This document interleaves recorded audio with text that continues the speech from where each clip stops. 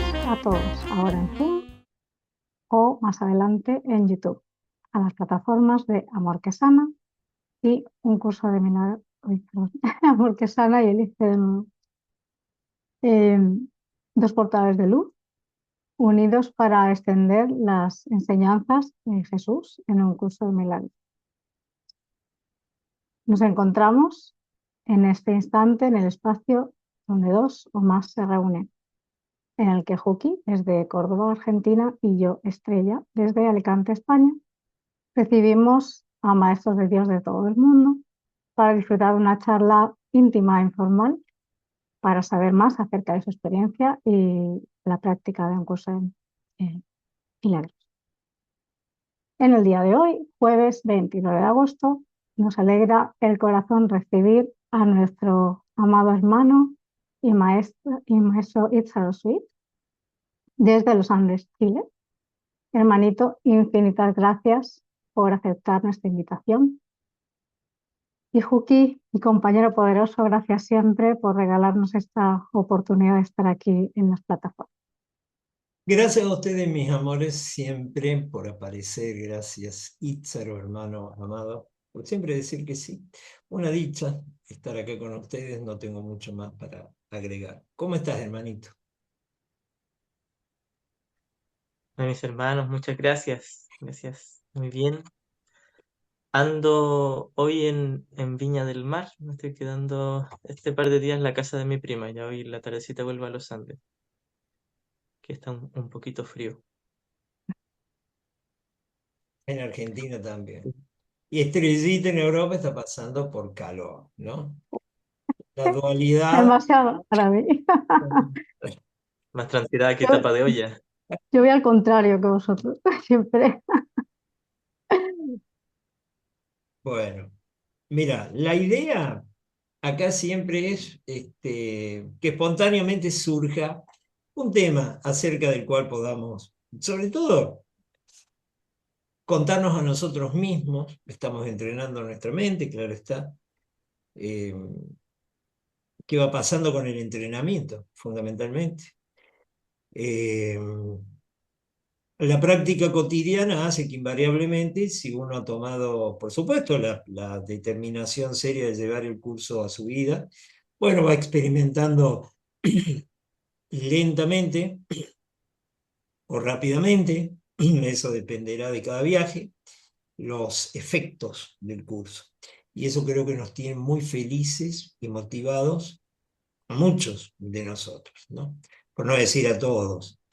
Lo que no quiere decir es que subrepticiamente las sombras, todo lo que permanece guardado en el inconsciente, de vez en cuando no le haga pasar un sofocón a uno.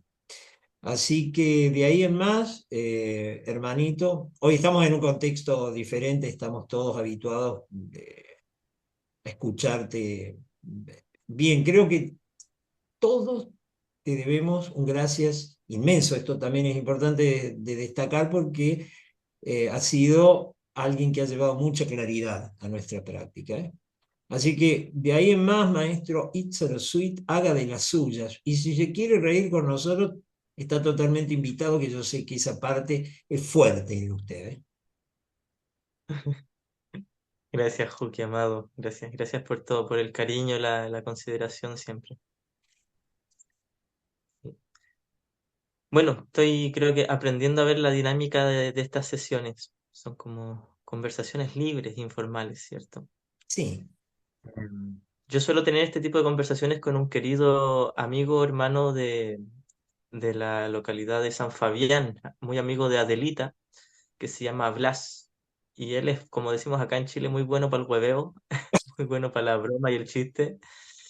Y con él tenemos conversaciones de un curso de milagros muy profundas, pero también muy informales y mezclamos mucho el chiste y la broma y entre medio el perdón y la profundidad de todo. Y es muy agradable compartir así. A él yo siempre lo invito también a los retiros que hago. Los retiros que hago en Chile, he hecho dos retiros el año pasado, como a fines de julio, y este año en abril hicimos retiros acá en Chile y él ha estado invitado por dos o tres razones. El primero es que él es músico folclorista, gran músico, al igual que Juki, nuestro amado hermanito aquí.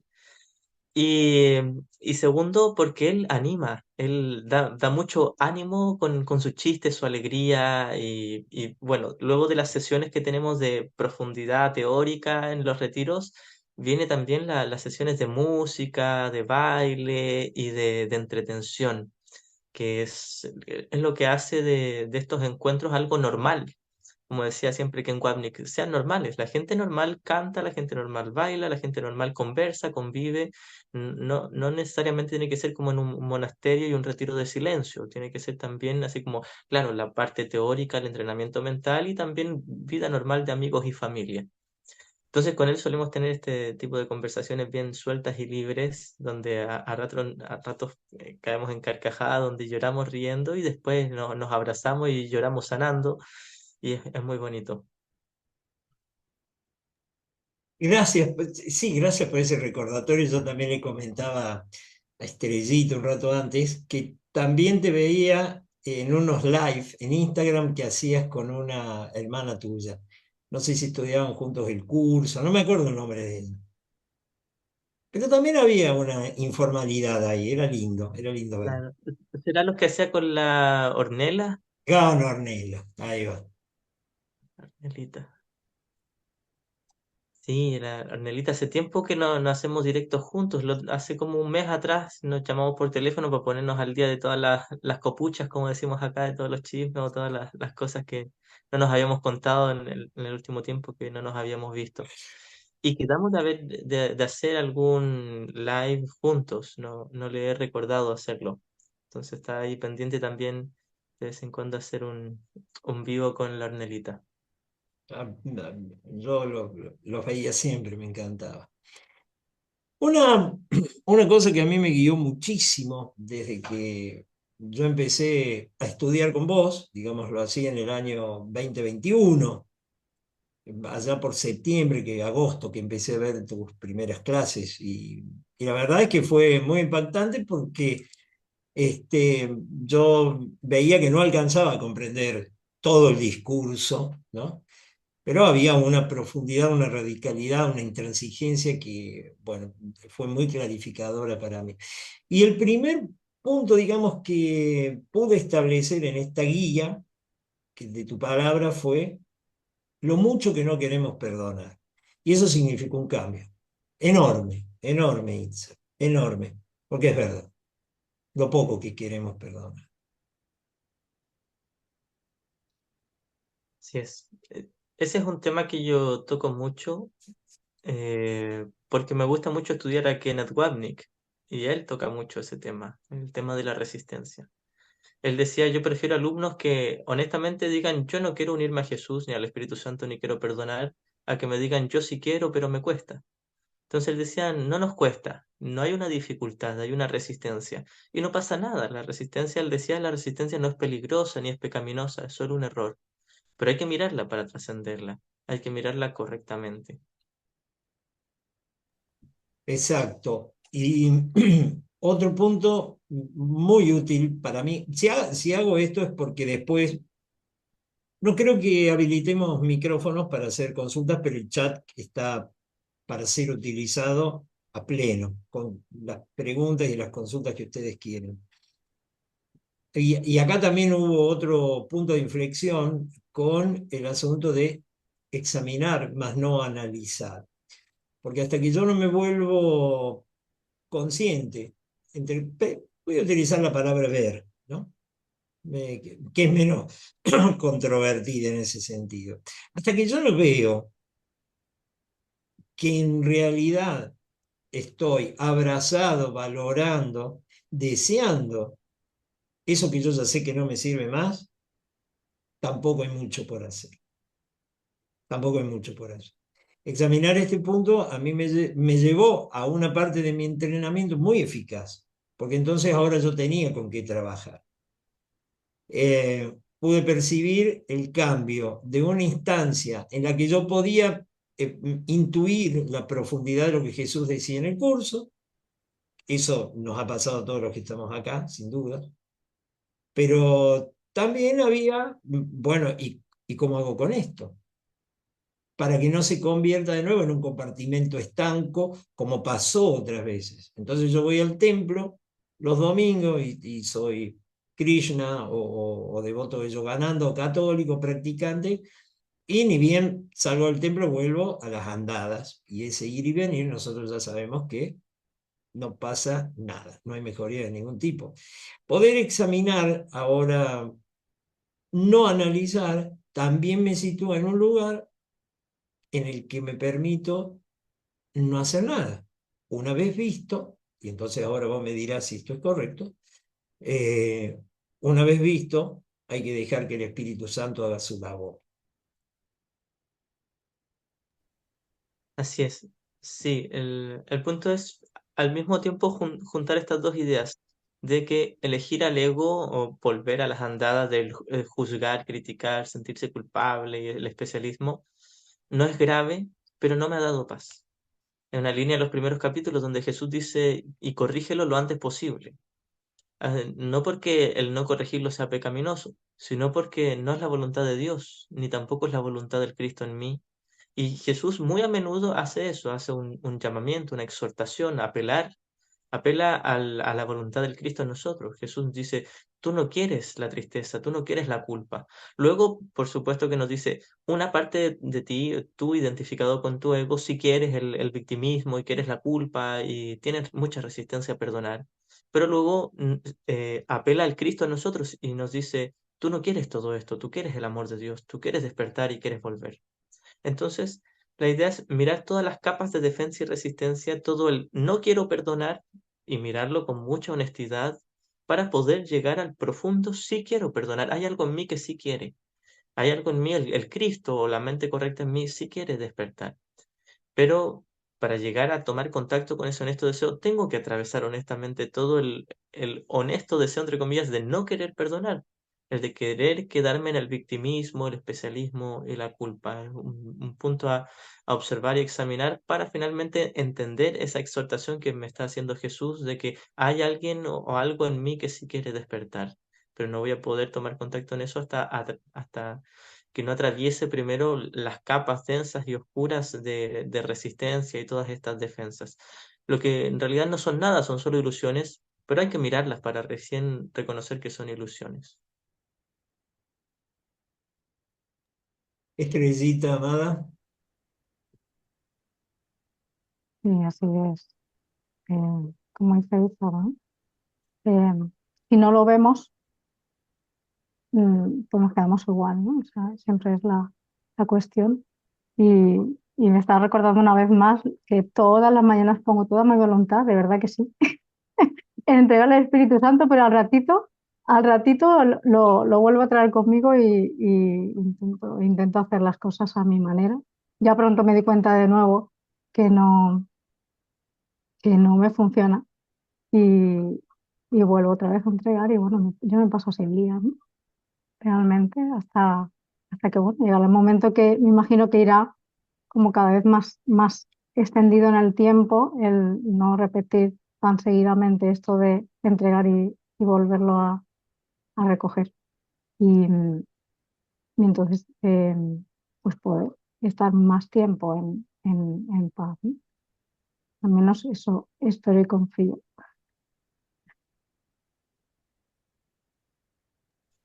Mm. Yo tenía Quiero... una pregunta, sí. Sí, Ah, no, ¿tienes una pregunta, dijiste? sí, ¿O hay no, una pero si pregunta? querías comentar algo, luego, Ah, una ya. curiosidad.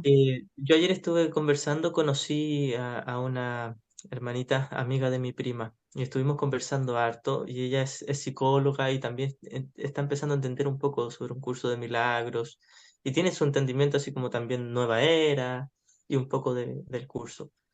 Y entonces en la conversación ella tenía esta idea de que a veces viene el dolor y viene el sufrimiento y vienen situaciones dolorosas y uno tiene que aprender a sacar un aprendizaje de eso, rescatar lo bueno, entre comillas, de eso o ver para qué me está sirviendo en cuanto a mi crecimiento. Y yo pensaba que en parte, en un comienzo, es una visión, puede ser útil, porque, bueno, al menos estamos saliendo un poquitito del victimismo, pero todavía está en esa idea, todavía está la creencia de que hay algo que me ocasiona un daño o un dolor, algo externo. Entonces yo pensaba, y no se lo dije en ese momento, porque consideré que quizás no iba a ser propicio decírselo, pero yo pensaba en ese momento que el dolor no es un hecho, no es algo que me sucede. El dolor es una sensación interna elegida voluntariamente. El dolor es una opinión, es mi opinión sobre algo. Es mi creencia de que hay algo aquí que me puede dañar, cuando en realidad todo es lo mismo. Porque solemos decir que van a venir situaciones dolorosas, pero no hay situaciones dolorosas. De hecho, Jesús nos diría, no hay situaciones.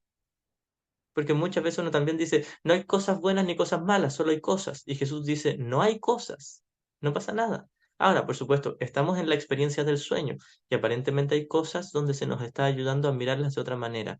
Una es la que teóricamente al comienzo entendemos que son una ilusión, pero también entendemos que pueden ser la oportunidad para deshacer nuestra culpa inconsciente, no porque de por sí todas las cosas aquí sean una prueba de perdón o una prueba de fe, sino porque nosotros hemos proyectado culpa en las cosas o hemos hecho un ídolo de las cosas, y es eso lo que hace que todos los sucesos o todas las relaciones sean una oportunidad de aprendizaje, de crecimiento o de deshacimiento del ego y del dolor. No porque de por sí haya situaciones que sean dolorosas, no las hay. Todo es lo mismo, todo aquí es plano, todo aquí es neutro. Pero como yo creo que hay situaciones que son dolorosas, esas situaciones en las que yo estoy proyectando el dolor o la culpa son las oportunidades que puedo aprovechar ahora desde el Espíritu Santo.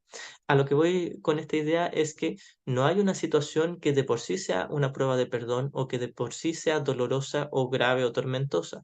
Todo aquí es igual porque todo son imágenes en una pantalla de cine, todo es neutro.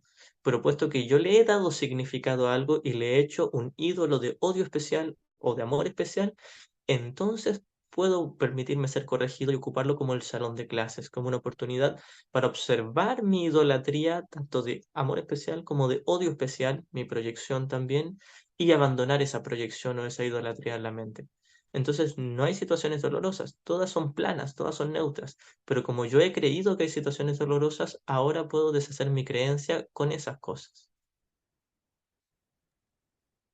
Claro, y además, tanto el dolor como eso, como la idolatría, como el especialismo, las dos cosas al final son lo mismo, ¿no? Es una ilusión que en mi mente que hay que corregir, ¿no? Mm. Así es, el dolor y el placer son una opinión personal y equivocada. Y ahí es cuando Jesús nos dice en la sección séptima del 29, ¿preferirías tener razón a ser feliz?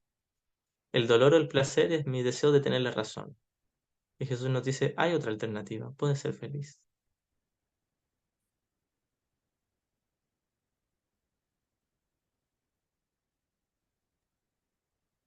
Y para ser feliz tenés que perdonar. Así es.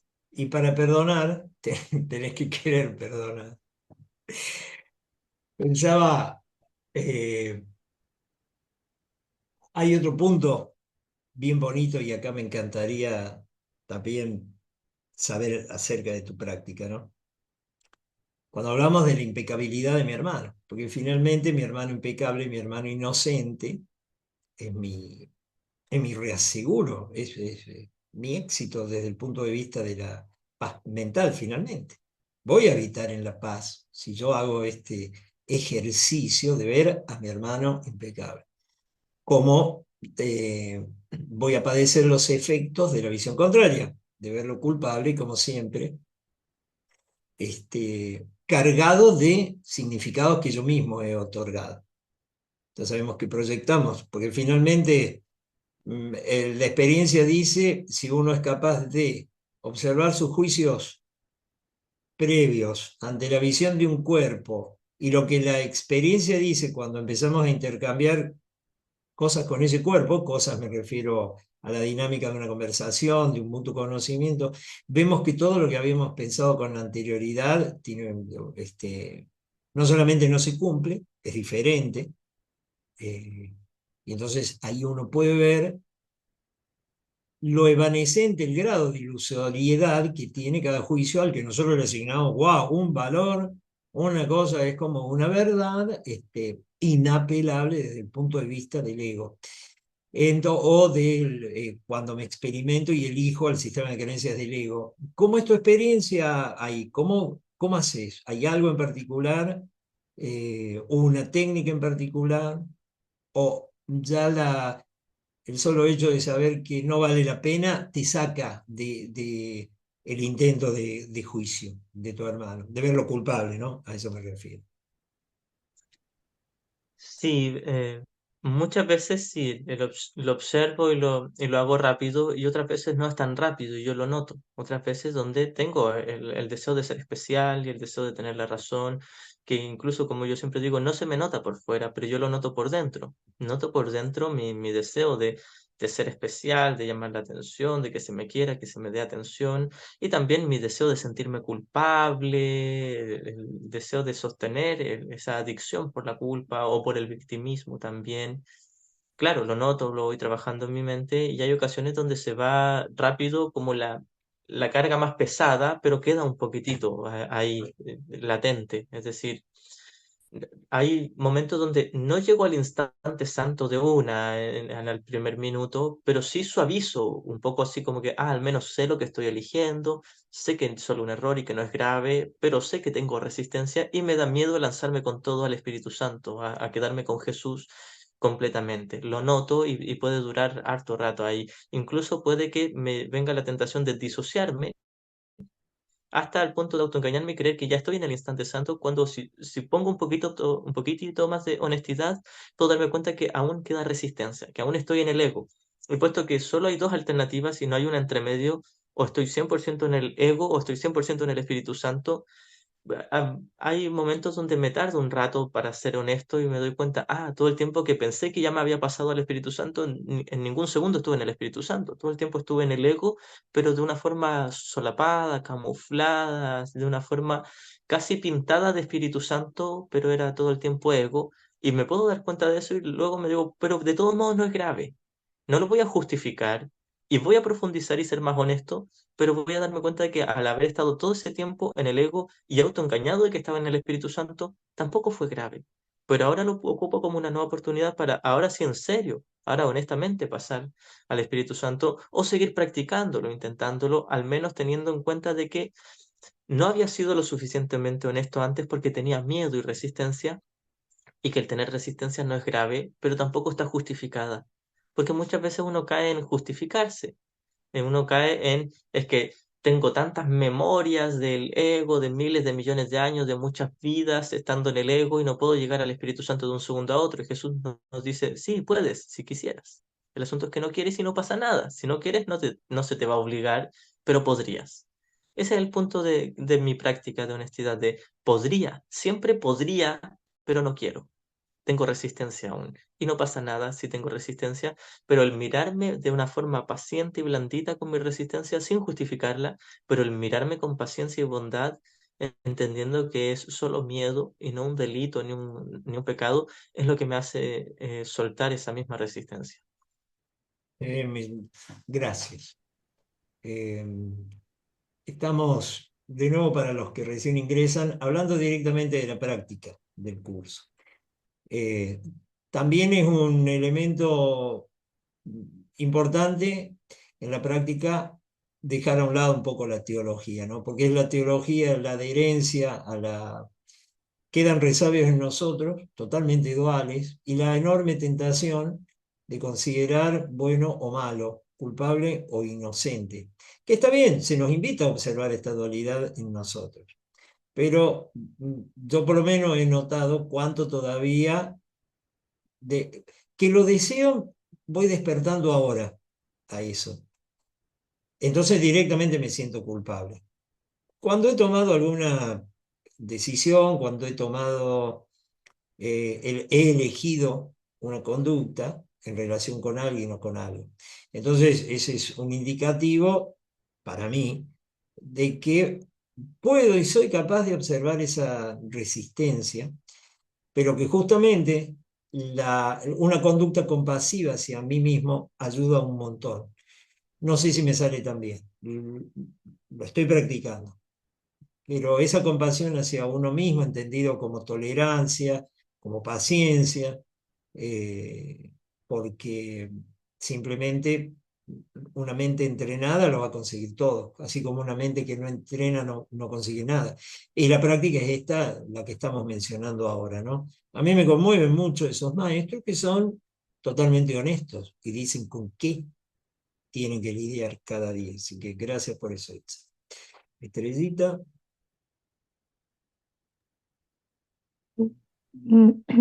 Perdón. Bueno, la pregunta ya está hecha por Juki, la que yo iba a hacer. Así que somos una solamente, Juki, siempre me... Como me retas en hacer la pregunta, al final la haces tú.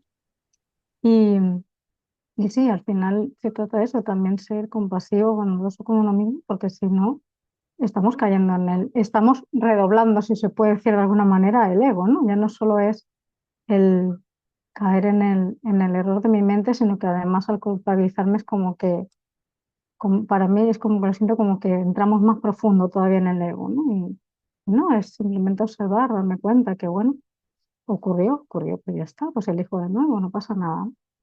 Así es, porque si no nos metemos más profundo.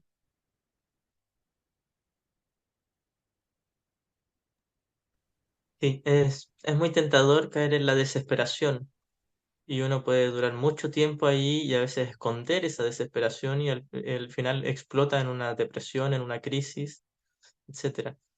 Eh, la desesperación de la que hablo es notar que estamos en el ego y sentirse culpable por estar en el ego, porque al mismo tiempo que sabemos que estamos en el ego, nos justificamos y eso más acentúa el hecho de sentirnos culpables por haber estado ahí, porque mientras más deseemos el error, más le vamos a otorgar realidad y si creemos que es real, creeremos que es un pecado e inevitablemente nos vamos a sentir culpables de elegir al ego. No porque el ego en sí sea algo culposo y pecaminoso, no lo es, no es nada, pero si lo tomamos en serio, estamos en su sistema de pensamiento, el cual dice que estar ahí es un pecado. Entonces es imposible sentirse atraído por el ego y dejar de sentir culpa. Mientras más atracción por el ego, más culpa. Una culpa que no tiene sentido, por supuesto, pero desde el ego tiene mucho sentido. Porque el ego dice, si estoy aquí, mi idea de separación, cometí pecado. Entonces, el punto es que nos sentimos muy atraídos y luego nos sentimos muy culpables y esto se transforma en un círculo de desesperación donde si me siento culpable y no me lo perdono, lo voy a volver a proyectar. Es decir, voy a volver a juzgar y condenar a mis hermanos. Me voy a sentir muy atraído por ser víctima del mundo y voy a juzgar y atacar y luego me voy a sentir culpable por atacar y la culpa que no se perdona se vuelve a proyectar y así constantemente y entramos en una desesperación donde por un lado sabemos, debería yo estar en el Espíritu Santo y no debería estar juzgando ni atacando ni sintiéndome atraído por el dolor y el victimismo o la culpa y sigo estando atraído por eso y nos echamos otra carga de culpa encima y Jesús nos dice, tal vez pienses que solo un milagro te sacaría de esto. En efecto, sí, un milagro te sacaría de esto. De eso se trata el curso.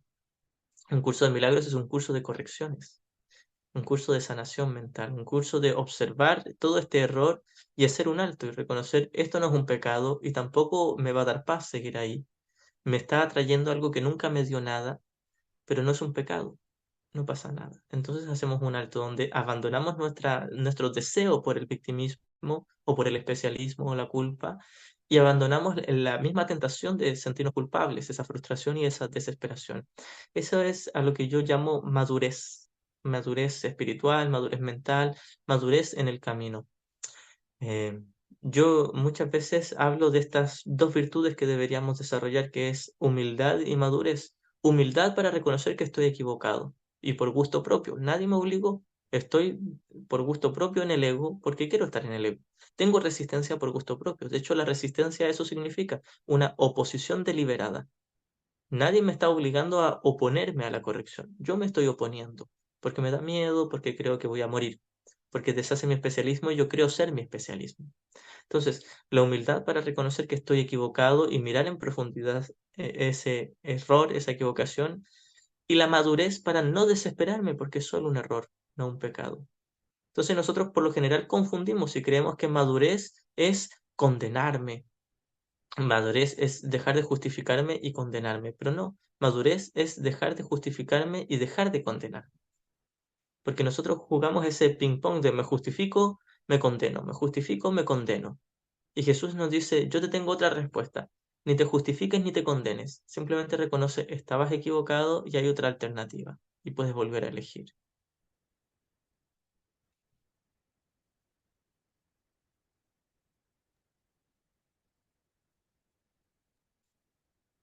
Pero invocarle al micrófono es toda una habilidad psicomotriz, hermano, no te da una idea, por lo menos en esta máquina, no se nota. Eh, claro, tengo que hacer una pregunta, disculpas por utilizar sus conocimientos, maestro, pero hay una frase, después hemos sentado más o menos los pilares por donde va a ir desarrollándose esto, ¿no? Yo tengo una frase en particular con la que me encontré el otro día y quiero escuchar tu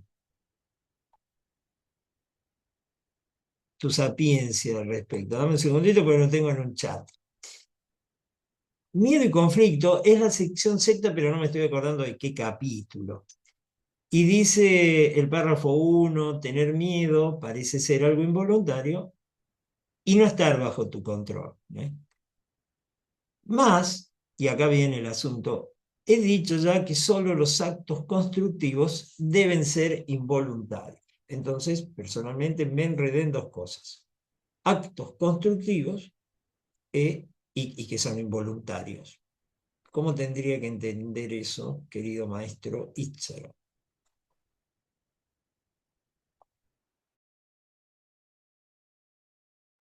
Tenés que abrir el mic.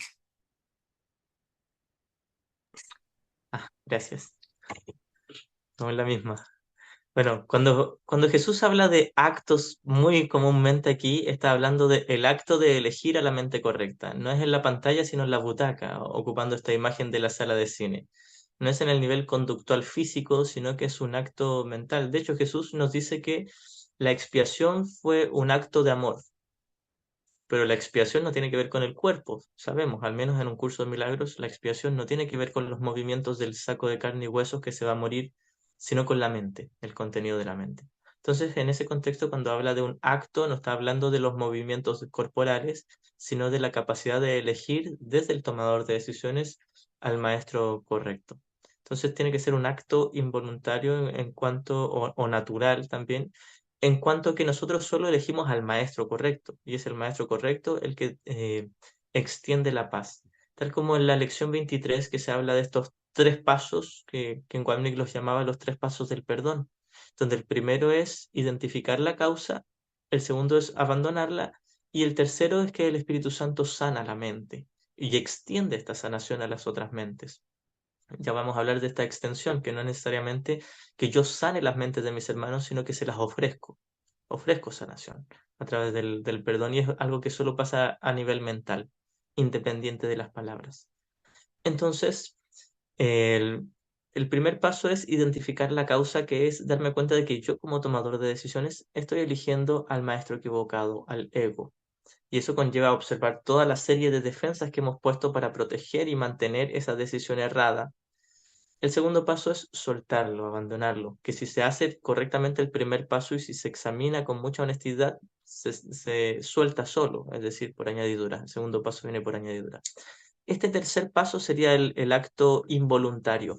El tercer paso del perdón no nos corresponde a nosotros. La extensión de ese perdón o de esa paz y esa sanación debería ser involuntaria.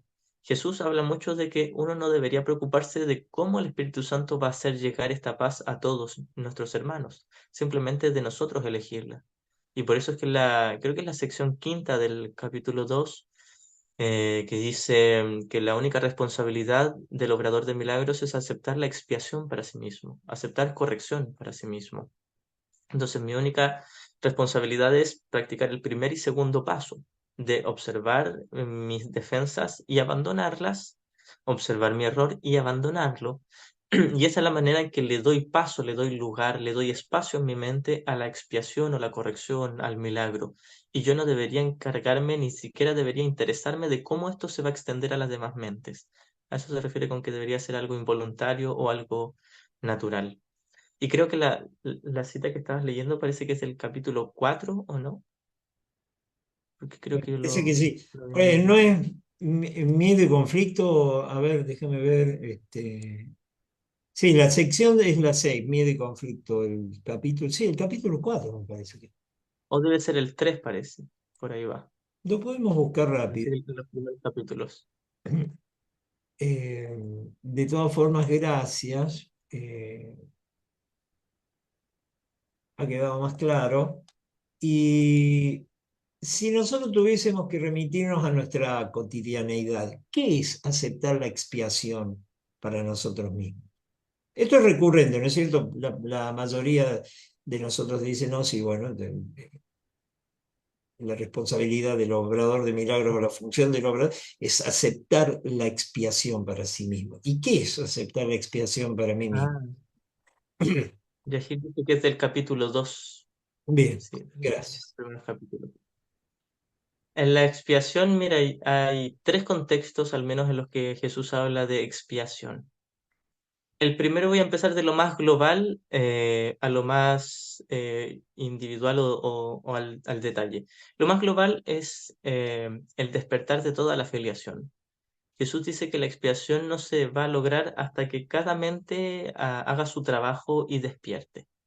Es decir, lo que llamamos también el segundo advenimiento. Segundo advenimiento es cuando todo el hijo dormido, que al parecer está fragmentado en muchas mentes, y digo al parecer porque esta fragmentación también es una ilusión, cuando toda la filiación despierte. Y de hecho esto es algo que también se tiene que entender en distintos niveles porque Jesús nos dice, todo esto ya ocurrió hace mucho tiempo, ya todos despertaron. En el momento en que pareció ocurrir el sueño, ya se corrigió en ese mismo instante y en el tiempo esto ocurrió hace mucho y en la eternidad nunca ocurrió. Es algo totalmente paradójico y es difícil de entender desde nuestras mentes divididas, temporalmente divididas.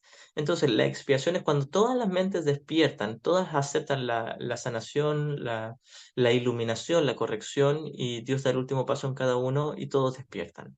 Pareciera como si esto fuese a ocurrir al unísono. Y fuera de la ilusión del tiempo sí ocurrió al unísono, pero dentro de la ilusión del tiempo parece lineal, donde cada quien hace el trabajo de perdón y no todos se van a iluminar el mismo día. Jesús se iluminó hace casi 2000 años y nosotros seguimos aquí, al parecer, embobados con el mundo. Algunos ya que van más cerca de la iluminación y otros vamos más con resistencia. Entonces, dentro de la ilusión no va a ocurrir todo al mismo tiempo. La expiación en este contexto más global es cuando todos hayan despertado. Luego hablamos de la expiación cuando cada quien haya despertado. Por ejemplo, si yo hago todo mi trabajo de perdón y le pongo, bueno, y quizás, no sé, en la próxima vida ya me ilumine en 70 o en 100 años más, llega la iluminación, deshaga todo el ego, esté solo en el Espíritu Santo y esté totalmente preparado para que Dios dé el último paso en mí y me despierta el conocimiento. Este último paso que de por sí también es una metáfora, porque Jesús nos dice, Dios no da pasos en realidad. Pero cuando desde la experiencia Dios da el último paso y me despierta el conocimiento, a esto también le llamamos expiación. Y se dice que cuando alguien despierte totalmente al conocimiento, se va a saltar la línea de tiempo y va a llegar al punto donde ya todos han despertado. Porque llega la eternidad, en la eternidad ya todos están ahí. Y siempre han estado ahí realmente. Nuevamente, esto no es algo que se pueda entender, que en la eternidad nunca nadie se fue, todos hemos estado ahí, siempre. Solo soñamos que nos habíamos ido y que volvemos. Este es el segundo contexto, donde cada quien que se ilumine y despierta el conocimiento acepta totalmente la expiación. Ahora, el tercer contexto es cuando hablamos también del milagro o del instante santo, cuando comúnmente escuchamos a los alumnos decir voy a expiar esto o lo entrego a la expiación, que es la práctica temporal del instante santo, lo cual se tiene que entender con mucha honestidad, porque yo he notado que hay gran confusión en muchos alumnos, estudiantes del curso, donde creen que solo por decir, te entrego esto, Jesús, expío esto, van a llegar a un instante santo, y las palabras no hacen nada. Como nos dice Jesús en el manual, en la pregunta 21, que dice, ¿qué papel desempeñan las palabras en el proceso de curación o en el proceso de expiación, podríamos decir también? Y Jesús comienza diciendo, estrictamente hablando, las palabras no desempeñan ningún papel en el proceso de curación. El solo con pronunciar una frase no estoy diciendo nada. El hacer el trabajo de examinar mi mente, y hacerlo junto con Jesús o el Espíritu Santo, y esto quiere decir sin condenarme a mí mismo, permitirme que Él me muestre el error y que es solo un error. El hacer ese trabajo de examinar honestamente la mente, esto es lo que es realmente llevarme al instante santo, permitirme el instante santo o permitirme expiar ese error y ese pensamiento. Entonces, para repasar, la expiación más global es cuando todas las mentes de la filiación hayan despertado en el conocimiento. Luego también cuando cada quien haya despertado individualmente, entre comillas, solo que se salta la línea de tiempo y llega hasta el punto donde ya todos despertaron. Y cuando practicamos el perdón, el milagro, cuando llegamos al instante santo individualmente, o sea, por ejemplo, ahora puedo tener un conflicto con mi hermano, un resentimiento, y en ese instante abandono el resentimiento, aunque sea por un minuto, eso es expiar también, que es corregir. Jesús dice que la expiación es una corrección, también dice que es un deshacer. Deshago mi elección errada para quedarme deshago mi acto errado para quedarme con el acto natural de permitir al Espíritu Santo que extienda esta paz. Gracias, hermanito. Estrellita, ¿hay preguntas en el chat? Y por aquí tenemos alguna que otra. Vamos por orden. Nuestro compañerito Fer, gracias Fer por estar ahí en el chat, por tu colaboración. Y pregunta, el tema de cambiar de opinión cuando uno siente una emoción, como angustia, por ejemplo, generalmente sigue la sensación en el cuerpo. ¿Eso es que realmente no cambiamos de opinión? Ah, qué buena pregunta. Recuerdo que no me acuerdo dónde fue, en alguno de los seminarios que hice, alguien preguntó si se podía tener paz y un dolor físico al mismo tiempo. Y yo le dije que no, porque no existe el dolor físico. El cuerpo no siente, es la mente la que siente. Y solo la mente puede sentir dolor autoengañándose de que pueda estar en el cuerpo. Es solo el que está sentado en la butaca del cine el que puede experimentar dolor. La pantalla no tiene sensibilidad, la pantalla no siente y los cuerpos están allá en la pantalla. Entonces, si el cuerpo no siente, y de hecho Jesús lo dice textualmente, los ojos no ven, los oídos no oyen, el cerebro no piensa, el cuerpo no siente, porque todo lo físico está en la pantalla, pero yo no estoy en la pantalla, nosotros no estamos en la pantalla, estamos en la butaca, somos solo mente y nunca fuimos cuerpos. El hecho de sentir tacto es una ilusión. Yo puedo tocar mi piel y tengo las manos frías y siento mis dedos fríos aquí en mi otra mano. Esto es una ilusión. Mi mano no siente, mi piel no siente. Todo lo estoy sintiendo con la mente. Y la forma fácil de comprobar esto es cuando uno en la noche se va a acostar y se queda dormido y dentro de ese mundo onírico uno puede soñar que está en la playa y siente el agua fresca en los pies. Y claro, tus pies no lo están sintiendo porque está acostado en tu cama, lo estás sintiendo todo con la mente. Esa es una forma de entender que el cuerpo no siente, es la mente la que siente. Entonces, no se puede tener dolor como tal y estar en la mente correcta o completamente la mente correcta al mismo tiempo. Si alguien puede notar que hay dolor y darse cuenta de que ese dolor es proveniente de una elección errada en favor del ego, y el comenzar a ser honesto, pero notar su resistencia. Si genuinamente estuviese en la mente correcta no puede haber dolor, pero alguien puede comenzar a notar y darse cuenta, ser consciente y ser responsable de que sí está eligiendo el dolor. Entonces no se puede tener un dolor que, como hemos dicho, nunca es físico, siempre es mental, y tener falta de dolor, que sería la paz. No puede tener conflicto y paz al mismo tiempo. En la paz no puede haber un dolor. Ahora, muchas veces uno siente que tiene un dolor físico y al mismo tiempo siente una tranquilidad. Esa tranquilidad proviene de comenzar a ser honesto, comenzar a darse cuenta de que está eligiéndolo y es como el paso previo al milagro. De hecho, también Ken Wapnick decía que esto es un milagro. El milagro en algunos contextos del curso es darse cuenta y hacerse responsable de que se está eligiendo al maestro equivocado, aun cuando hay resistencia para elegir al maestro correcto. Al menos ya no justifico mi error. Entiendo de qué se trata mi error y entiendo que yo lo estoy eligiendo. Eso ya es un milagro. Como dice en la sección segunda del 28, el milagro no te despierta del sueño, simplemente te muestra quién es el soñador. Cuando yo sé quién es el que está eligiendo el dolor, eso ya podríamos decir que es un milagro y que es el paso previo al instante santo. Hay esos dos contextos del término milagro. Cuando yo sé que estoy eligiendo al ego y me hago responsable, y cuando he abandonado el ego y estoy en el instante santo, en muchos contextos, a ese instante santo de perfecta paz, de libertad de dolor, también se le llama milagro. Así que en la mente correcta no puede haber dolor porque Jesús dice, la mente que está libre de culpa no puede sufrir. Y si solo la mente puede sufrir o sentir dolor, que es lo mismo, la mente que está libre de culpa o libre de ego no puede sentir dolor. Así es. Gracias. Y bueno, tenemos una pregunta de Denise, pero voy a pegar un pequeño saltito porque estamos hablando de algo relacionado con lo que pregunta Leti. Y dice, buenos días, amados. ¿El curso siempre se refiere a la mente?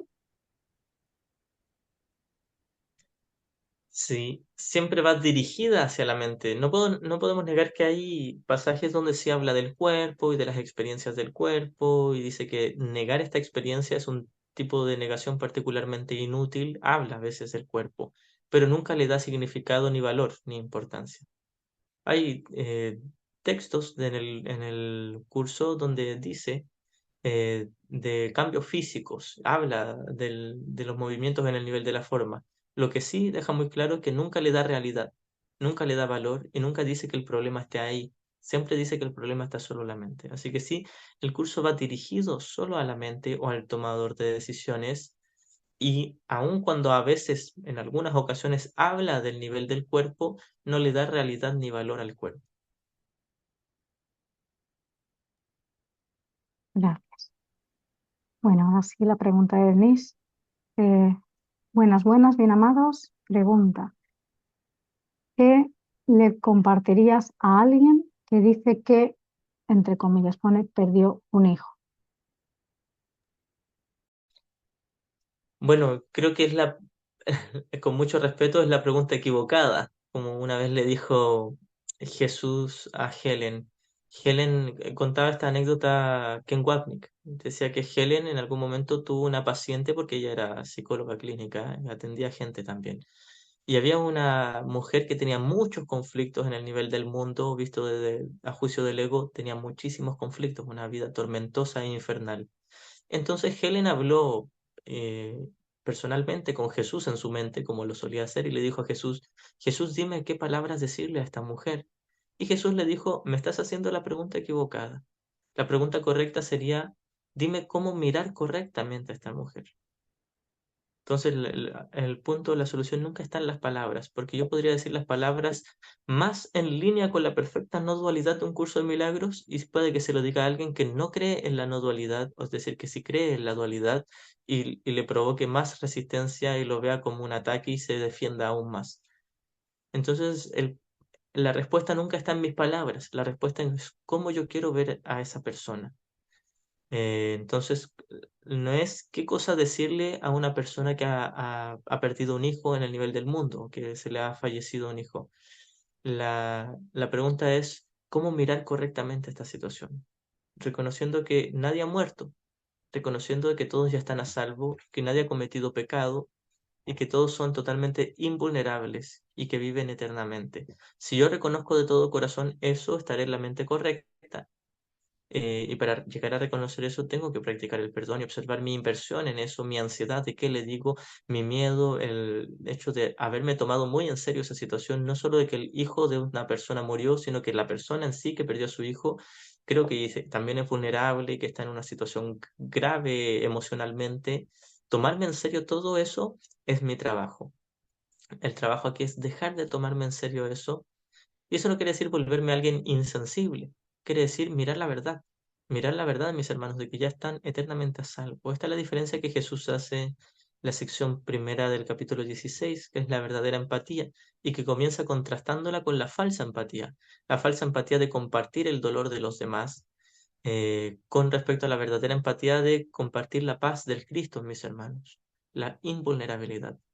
El punto es que yo sepa la verdad y no me deje engañar por las ilusiones. Eso es permitir al Espíritu Santo que hable a través de mí. Y lo que hable a través de mí no va a importar, va a ser añadidura. Puede ser útil porque puede ser el idioma en que mi hermano o mi hermana que ha perdido un hijo en el nivel del mundo pueda entender. Puede ser el idioma en que mis hermanos entiendan el mensaje. las palabras que me inspire el Espíritu Santo. Pero lo importante no es la inspiración del Espíritu Santo, sino que yo elija al Espíritu Santo.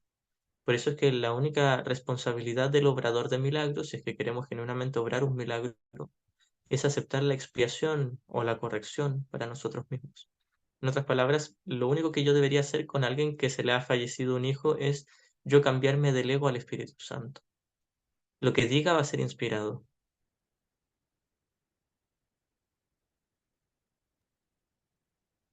Muchas gracias. Bueno, seguimos, se están animando, ¿eh? Se están animando. Seguimos. Otra preguntita por aquí. Hermanito, por favor, ¿podrías explicar sobre los dos niveles en los que se habla?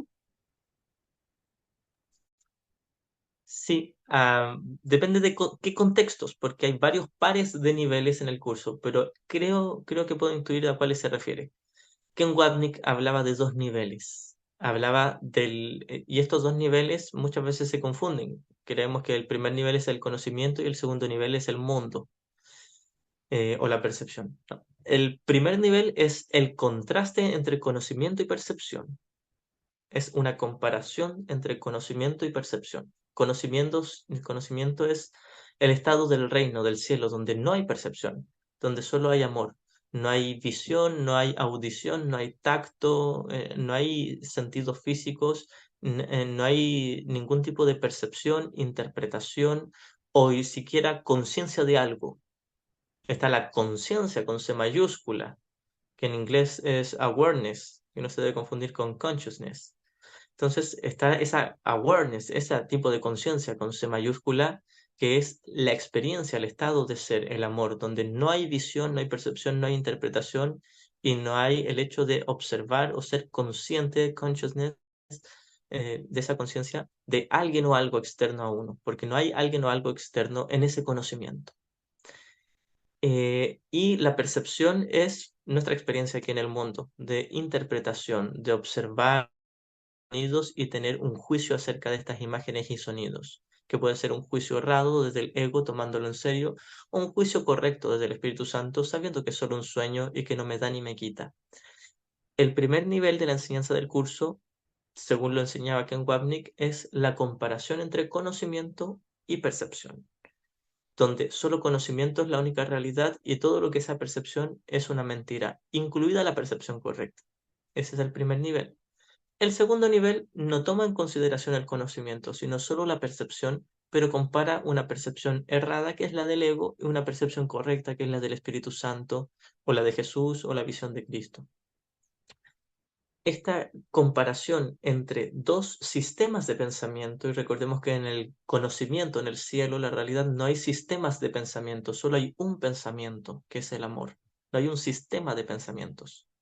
En el sueño, en la percepción, sí hay sistemas de pensamiento, porque hay un sistema de pensamiento con un plan de mantenernos dormidos y otro sistema de pensamiento con un plan de despertarnos.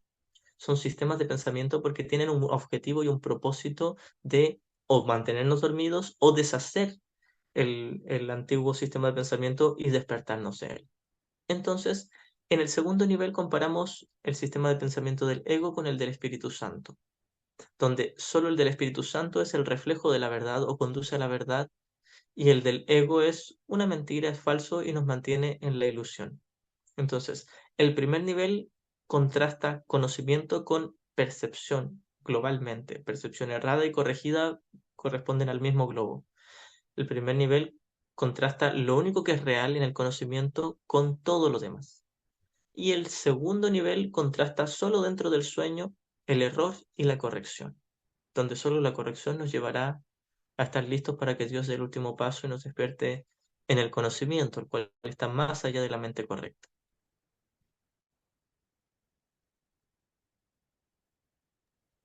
Gracias por tanta claridad en la explicación extensa. A veces Exacto, como que Miriam. nos confundimos, esto sale muchas veces, ¿no? Porque da lugar a confusiones. Eh, bueno, pues tenemos a Beatriz que nos dice, hola, tengo una consulta. Pronto daré a luz a un bebé. Enhorabuena, Beatriz. Y hay muchas creencias del dolor físico de dar a luz al bebé. Entonces, me gustaría tener una herramienta desde la visión de un curso de milagros para ese día del parto. Gracias. Bien, es muy tentador tener miedo al dolor físico cuando nuevamente el dolor nunca es físico. El dolor es solo mental. Entonces tenemos miedo de llegado a una situación que sabemos que inminentemente va a ocurrir dentro del sueño. Tenemos miedo de en ese momento elegir al maestro equivocado. Pero no lo vemos así, creemos que viene solo de la nada y que no es nuestra elección. Tal vez en ese mismo momento no es tu elección el qué cosas ocurran como imágenes y sonidos en la pantalla del cine, es decir, en el mundo de los cuerpos. Hasta cierto punto sí es tu elección y hay otras cosas que quizás no tengas ningún control sobre ello. O incluso quizás todo en ese momento sí es tu elección y en ese momento presente no tengas ningún control sobre lo que ya planeaste o elegiste. Independiente de cómo ocurran las cosas en el nivel de las formas, quiere decir el parir un bebé, sí podemos elegir experimentar dolor o paz. Podemos elegir no tener dolor. Ahora, esto conlleva examinar profunda y honestamente y darnos cuenta que es muy tentador creer que tenemos que sentir dolor en esa situación. Yo he conocido casos donde hay personas que sin anestesia, mujeres, han tenido bebés y no han sentido absolutamente nada de dolor. Muy pocos, pero demuestra que es posible. Es posible porque todo el dolor es mental, no hay dolor físico. Ahora, el punto aquí no es trascender de por sí la sensación de un dolor físico. El punto es trascender la idea de pecado, culpa y especialismo. Y miedo, por supuesto. ¿Por qué? Porque esa situación nos da miedo. Tenemos miedo a que a nuestro cuerpo le pase algo, a que nuestro cuerpo quede dañado. Tenemos miedo a hacernos cargo de una nueva vida, entre comillas, y digo entre comillas porque sabemos que en este mundo no hay vida, pero tenemos miedo de hacernos cargo de un nuevo cuerpo, tenemos miedo de todo lo que conlleva emocionalmente, según nosotros, o todo lo que conlleva social y económicamente, tener un hijo, etcétera. Hay muchos pensamientos ahí que hacen una inversión mental en este suceso. Es decir, tenemos muy comprometidas nuestras emociones con eso y es por eso que desde ya lo estamos sufriendo y sabemos que en ese momento lo vamos a sufrir porque sabemos que vamos a elegir al ego, porque es muy tentador para nosotros. Ahora Jesús nos diría, esto no tiene por qué ser así. La sección cuarta del capítulo 4 que se titula Esto no tiene por qué ser así, nos dice, cada vez que te veas tentado a sentir tristeza, ansiedad, culpa o miedo, recuerda, esto no tiene por qué ser así, son los caprichos del ego y no tiene por qué ser tu elección. Así que no es obligación sentir dolor. Quizás la situación de que vaya a tener un hijo, esta hermanita, sea inminente, lo va a tener. El experimentarlo con dolor o con paz es una opinión personal, es a gusto del consumidor, a gusto propio. El punto es que si te ves tentada, mi hermanita, a sentir dolor en ese momento, no te condenes. Solo date cuenta de dónde proviene este dolor, de tu propia elección en favor de invertir mentalmente y tomarte muy en serio esta situación, ya sea ser un ídolo de amor especial de esto, donde creemos que esto nos va a dar felicidad, o un ídolo de odio especial y miedo, donde creemos que conllevan cosas perjudiciales. Siempre cuando le otorgamos realidad a algo, al mismo tiempo creemos que es beneficioso y que es perjudicial.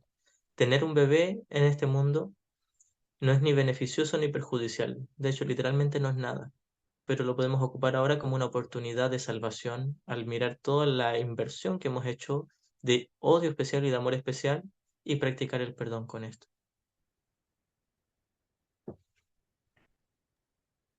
Gracias. Así es, todo es una oportunidad de sanación de la mente. Bueno, pues tenemos a Edith por aquí que nos dice, buen día, consulta. Hace 2 días fui testigo presencial de un sicariati en una zona súper tranquila. Están a 1,5 metros. En ese momento permanecí serena. Lo único que atiné es agradecer por ese momento. Sin embargo, después de comentarlo y escuchar comentarios, me, sen- me sentí miedo. Luego respiré profundo y poco a poco me, me fue pasando el miedo. Todavía lo siento. ¿Es natural?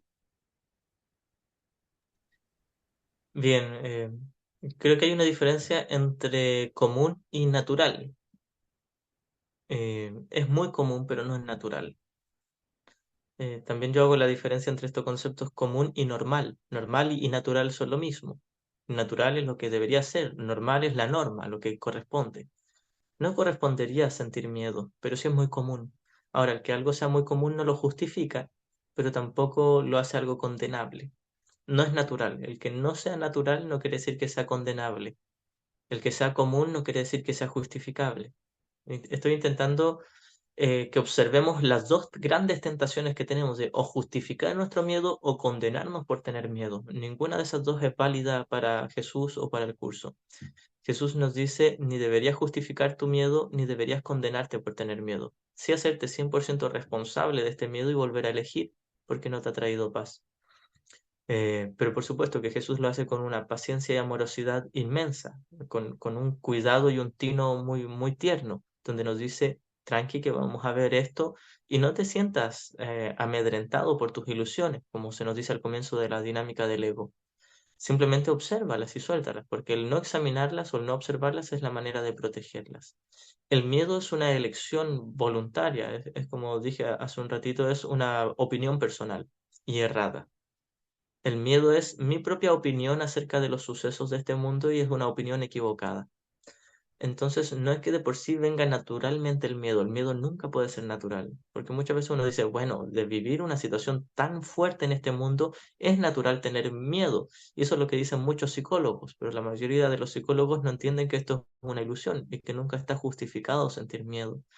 Hay una lección en el libro de ejercicios que dice, nunca hay una razón para tener miedo. Y Jesús no pone excepciones en esto. Nunca hay una razón para tener miedo. Es decir, mi sensación de miedo nunca jamás por ningún motivo va a estar justificada. Nunca podría ser natural. Ahora, uno mira esto y dice, pero mi miedo nunca va a estar justificado y uno tiende a condenarse y a culparse y desesperarse. Y Jesús nos dice, el miedo nunca jamás por ningún motivo va a ser condenable. Entonces, no es natural, es una elección voluntaria y ahí viene el proceso de examinar por qué sentí miedo. Sentí miedo porque le estoy otorgando realidad, estoy invirtiendo en eso, estoy proyectando en esa situación. Me la estoy tomando en serio porque creí yo muy, muy en lo profundo ser el asesino de Dios y ahora me estoy tomando en serio lo que juzgo como asesinato en este mundo. Eso es lo que me produce miedo. Tengo miedo a que a mí se me vaya a castigar. Tengo miedo a que se me vaya a condenar y a asesinar, pero profundamente tengo miedo a eso porque creo que se me va a devolver la mano por lo que creo haberle hecho a Dios. Lo cierto es que no le hice nada a Dios y esto es una oportunidad para recordar que mi hermano no le hizo nada a su hermano, a quien aparentemente asesinó, y por lo tanto yo no le he hecho nada al Hijo de Dios y al Padre. Podríamos ocuparlo como una oportunidad de perdón cuando nos demos cuenta de que lo habíamos ocupado como una oportunidad para mantener la culpa, el miedo y el especialismo. Como dije hace un ratito, nada, ninguna situación es de por sí una oportunidad de perdón. Lo que hace que algo sea una oportunidad de perdón es primero haberla visto con el maestro equivocado, haber hecho un ídolo de esa situación, odio especial o amor especial. Eso es lo que ahora me da una oportunidad de perdón si es que así lo elijo. Gracias. Bueno, y una última preguntita que vuelve a decir Leti, pues bueno, relacionado con lo que preguntaba antes. Dice, ¿eso quiere decir que somos mente? Sí, pero si se entiende bien, somos solo la mente con M mayúscula en el cielo, la cual no tiene ninguna conciencia de este mundo, pero mientras estemos soñando somos solo la mente con M minúscula. En el espíritu, en el ser y en el Cristo somos la mente con mayúscula, pero mientras estemos dormidos, el plan es identificarse primero con la mente minúscula, porque esa es la mente observadora del sueño, el soñador del sueño o el tomador de decisiones. Jamás en ningún momento hemos sido el cuerpo, ni nunca lo seremos. Mientras estemos soñando todo el tiempo, y bien digo todo el tiempo, porque en la eternidad no hay mente con M minúscula, todo el tiempo seremos la mente con M minúscula, el tomador de decisiones. Hasta que aceptemos la expiación totalmente para nosotros mismos, despertemos, Dios dé el último paso, nos despierten el conocimiento y seremos solo la mente con M mayúscula, que es la del Cristo unido a la de Dios, el Padre. Así que sí, siempre somos mente, tanto en el cielo como en el sueño, y jamás hemos sido cuerpo.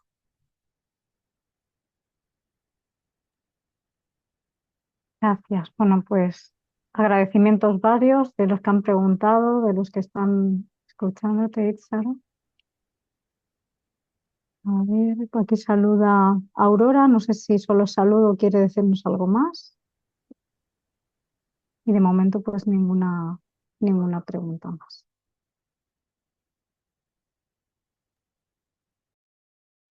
No sé si ustedes, mis hermanitos, quieran también agregar o comentar algo del tema. Sí, yo básicamente sobre las preguntas creo que han quedado. Acá dice el miedo. A ver, Estrellita, mi amor. Sí, sí, estaba ahí Aurora, sabe que estaba en ello, escribiendo, y dice, el miedo engloba dolor, ira, sufrimiento. Sí, sí, porque todas las facetas del ego son exactamente lo mismo, incluido el placer. Cuando yo siento miedo o dolor, estoy sintiendo al mismo tiempo placer y estoy al mismo tiempo sintiendo odio. Si siento dolor y miedo, ¿por qué siento placer? Porque estoy atraído por ese miedo y dolor y siento un placer por el dolor. ¿Y por qué siento odio? Porque estoy en un pensamiento de ataque, un pensamiento de conflicto. El pensamiento de dolor y de miedo siempre es un pensamiento de juicio, de ataque, que dice, hay alguien o algo que es temible y por la culpa de ese alguien o algo yo no puedo ser feliz. Él es el malo, yo soy el bueno. Es un pensamiento de odio. Entonces siempre el dolor es odio y al mismo tiempo placer y al mismo tiempo sufrimiento y miedo y todas las facetas del conflicto, de la separación que engloban todo lo que es amor especial y odio especial, es todo lo mismo. Ego es ego.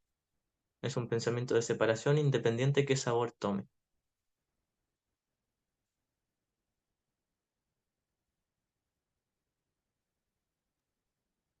Es genial. Sí, y yo decía sobre las preguntas, en específico no, porque las respuestas han sido más que satisfactorias, suficientes, ¿no?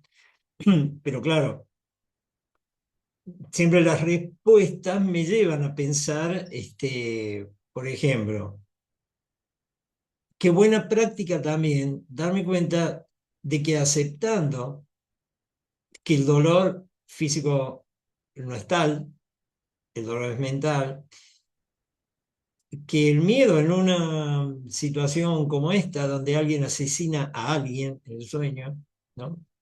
O bien que alguien pierde un hijo, y entonces, qué desafío para mi mente aceptar esto, ¿no? ¿Por qué lo digo? Porque yo no sé si va a salir tan velozmente como debiéramos, como, como debiera ser o como nosotros quisiéramos como estudiantes del curso. Es altamente probable que no. De hecho, no, ¿verdad? Pero entonces, qué excelente oportunidad para poder observar cuánta resistencia tengo yo también, cuánto estoy, no me gusta perdonar, porque ¿qué dirían de mí si yo verbalizara mi práctica, ¿no? Porque entonces ahí aparecería mi profundo temor a que me digan, puta, qué insensible, hermano, vos, pero que eso de corcho, no te das cuenta lo que está. Y toda esa situación, todo ese embrollo es muy tentador. Y la palabra está muy bien elegida, porque ¿en qué consiste la tentación?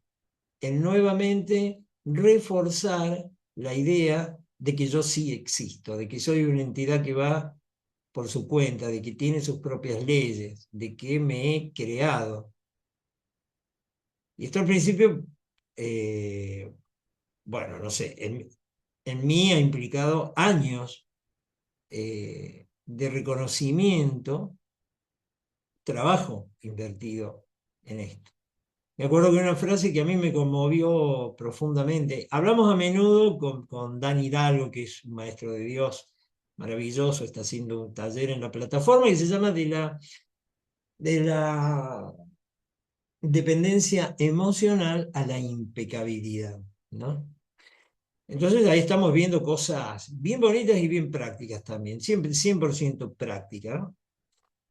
Esta idea de busca primero el reino de los cielos, ¿no? Idea que también a uno, a mí me hace sentir, ahora no tanto, pero siempre un poco choico, un poco desvalido, digo, si suelto del todo, de verdad, se me van a corregir todos los asuntos económicos que tengo que atender, en serio, todos los asuntos del cuerpo. Entonces, para poder, digamos, como siempre y de nuevo, practicar esto, por dirección de él, nos dimos cuenta de que en nuestros estados de ánimo, él ponía el ejemplo de una pelotita de ping-pong. Bueno, ya iba y venía, ¿no? Según cada juicio. que estoy abriendo, que estoy haciendo, ¿no? Mi estado emocional muta muy velozmente. De una aparente serenidad o ausencia de conflicto a un drama en el que ya me embrollé yo solo. Bueno, en mi caso no era una pelota de tenis, era directamente una pelota de mete-gol, hermano, ¿no? Afortunadamente y gracias porque escuchándote ahora, lo primero que no tiene que prender en uno es la desesperación, pero sí el reconocimiento de que la tentación, de que todo eso que hacemos, que hago, en definitiva, es para no reconocer que hay una entidad que no existe, pero que yo amo profundamente, porque me encantaría mi autoría. Y ahí esto, por eso cuando vos dijiste, y sí, en el fondo y en el inconsciente, lo que me asusta es la idea de haber asesinado a Dios, finalmente. No lo vamos a ver en la superficie. No, suena bastante absurdo, ¿no? Que uno le diga a otro, sobre todo que no conoce un curso de milagro, mira, hermano, no tengas miedo porque en realidad nunca asesinaste a Dios. Bueno, eso,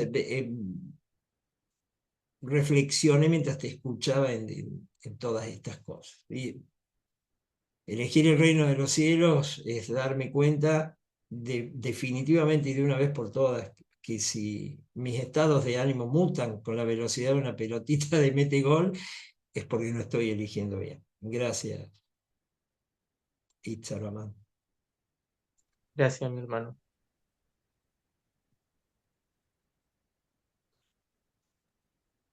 Estrellita, mi amor, Y por yo aquí no sé si tenemos, hay más preguntas. sí, Elida nos pregunta por aquí, dice, el clima nos afecta mucho. Es también la mente la que siente frío. Sentir frío, ese sentir frío es el efecto de un juicio sobre el frío o de una memoria. Es tomarse en serio la película, porque fíjate que si tú te sientas en la butaca del cine y ves que en la pantalla hay una escena en la nieve de mucho frío, tú no sientes el frío.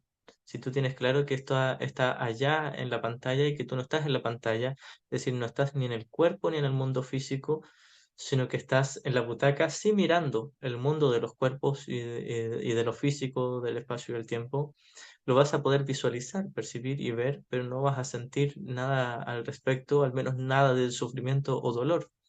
Alguien puede estar totalmente iluminado en la mente correcta, como lo estuvo Jesús, y observar el mundo de las formas y ver cómo le están atravesando un clavo en las muñecas o poniendo una corona de espinas o dando latigazos. Pueden mirar la escena, no se va a disociar de la escena, pero puede no sentir dolor. Pasa lo mismo con el clima. Alguien que esté totalmente en su mente correcta, totalmente sanada, va a ver que hay mucho frío, incluso nieve, pero no va a sentir dolor. Incluso puede que tenga la sensación de que haya frío, pero no lo va a sentir con dolor.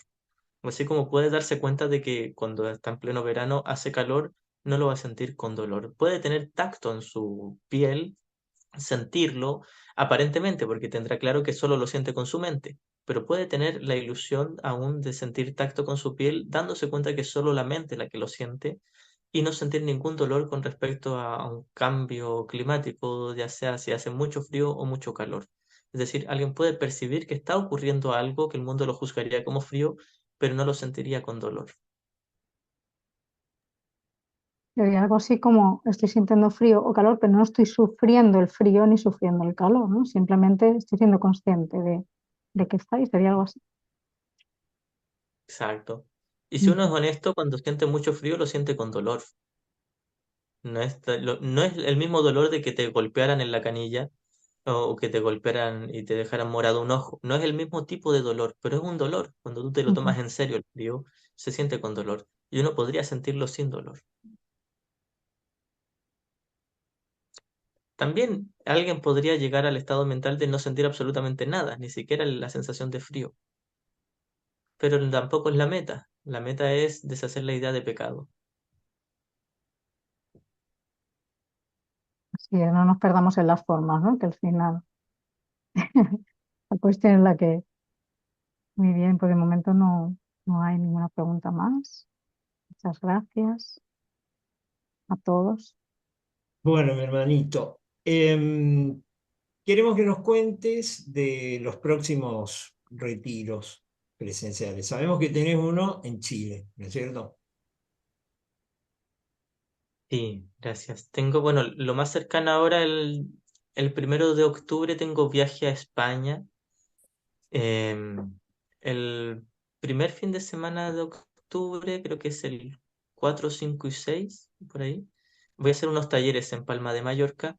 Al siguiente fin de semana, que sería el 11, 12 y 13, hago un retiro residencial también en Palma de Mallorca. Los siguientes fin de semana, después el 19 de octubre, voy a hacer un taller en Barcelona. Y el 26 de octubre, que calza justo con mi cumple, un taller en Madrid. Esos son los eventos que tengo en España. Eh, y el próximo año, en abril, vamos a hacer un retiro presencial acá en Santiago de Chile de 5 días, 4 noches.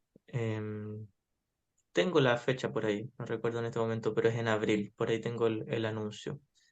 Así que ya vamos a empezar a difundir más el evento porque hay hartos cupos, y los vamos a esperar con muchas actividades bonitas. Va a estar también nuestro querido hermano, amigo Blas, el que les mencioné al principio de esta charla, con el que tenemos estas conversaciones muy locas y profundas al mismo tiempo.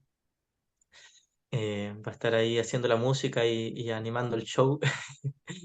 Así que va a estar muy bonito. Para los que han estado en nuestros retiros anteriores del año pasado y de este año, va a ser algo muy similar, pero un poco más extenso. El retiro que hicimos acá en Santiago, en Chile, en abril de este año, fue de 3 días, desde un viernes en la mañana hasta un domingo en la tardecita, y muchos dijeron que lo habían sentido muy corto, que se les pasó volando y que el próximo lo hiciéramos un poco más largo, y es por eso que lo vamos a hacer de 5 días este próximo retiro. Que bueno, y eso es abril de 2025. Sí. Bien. Y El- en abril también del 2025, para la Semana Santa, vamos a hacer un retiro en Bogotá, en sus cercanías, con ayuda de Jairito y de Susanita. Muy bien. ¿Y para Córdoba, cuándo vuelve, maestro? Hay que ponerle fecha, pues. Bien, así me gusta. Y que ese sí, claro, que sea de 4 o 5 días, porque no, hay que ponerle fecha. por Bueno, aquí Leti pregunta que ojalá también México. Bueno, pregunta, dice, ¿no? Ojalá también México. ¿Tienes Sí, idea tengo que de ir organizar para allá? algo. ¿Mm? Esperamos también este próximo año, hay que organizarlo, porque como muchos saben, yo tenía a fines de marzo y comienzos de abril de este año unos eventos presenciales en México y no pude hacerlos presenciales, los tuve que hacer online, pero hay que reagendarlos y ponerle fecha también a eso. Yo hablé con el grupito que me estaba ayudando a organizar esa vez, yo le dije que podríamos proponer hacer un retiro también en México, así que vamos a empezar a mover eso también. bueno, Bien, por Yaitza. aquí, perdón, que por aquí Teresa también dice, el evento en Barcelona, España, no he visto información, ¿la vas a difundir? Itzaro, muchas gracias por todo lo que compartes, Sí. es muy claro. Sí, hoy mismo voy a publicar el afiche que ya lo tengo listo. Vale, y Manuel quiere que por favor repitas la fecha en Bogotá. Lo vamos a hacer también por lo menos 3 días. Estamos viendo de hacerlo, si es que lo hacemos de 5 días, pero va a ser para Semana Santa. Ya vamos a estar prontito confirmando los días exactos, pero va a ser en esos días. Eso. Más información, atento a las redes de Itzaro. Claro, y nosotros ayudamos en la difusión de todo eso siempre. Sí, sí, Eh, también lo hemos visto. Jairo, hermanito querido Jairo, no sé si tuviste oportunidad al final de ver el video en el que hizo de Adán. Ay, no, no lo he visto. Ah, pero si yo te lo pasé, tenés que verlo, hermano. Tenés que verlo. Voy a ver si me lo dejas a mano de nuevo. Hermano muy amado y muy querido. Aprovecho también para le enviamos todos un abrazo grande a Blas. Todos tenemos ganas de conocerlo ahora. Y también nuestro agradecimiento a Fer, que está siendo de coanfitrión. Hoy, gracias, Fer, amado, siempre por tu presencia, por tu contribución. Gracias. Estrellita, mi amor, Ítzaro, gracias, infinitas gracias. Muchas gracias. Gracias, mis hermanos amados. Gracias por la consideración, el cariño y bueno, y la invitación. Saben que ahí pueden contar conmigo cada vez que me inviten. Yo muy agradecido. Gracias, mi Gracias. santo. Así que los invito a que vamos a poner un poquito la vista de galería, así nos vemos todos. Y los invito a que escuchen una invocación preciosa y luego una obra maravillosa que es La Pavana para la Infanta Difunta. Gracias por su asistencia y nos vemos en 15 días.